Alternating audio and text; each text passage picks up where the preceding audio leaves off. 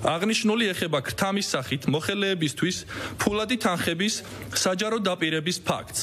კერძოდ, ერთ-ერთი პოლიტიკური პარტიის წარმომადგენელი ლევან ხაბეიშვილი საჯარო სივრცეში ტელევიზიასა და სოციალურ ქსელებში ავრცელებდა მოწოდებებს და ძალოვანი სისტემის თანამშრომლებს პირდებოდა ქრთამის მიცემას იმ შემთხვევაში, თუ ხელისუფლების წინააღმდეგ გამართულ აქციებზე შინაგან საქმეთა სამინისტროს განსაკუთრებულ დავალებათა დეპარტამენტის თანამშრომლები უარს იტყოდნენ მათზე დაკისრებული მოვალეობების შესრულებაზე.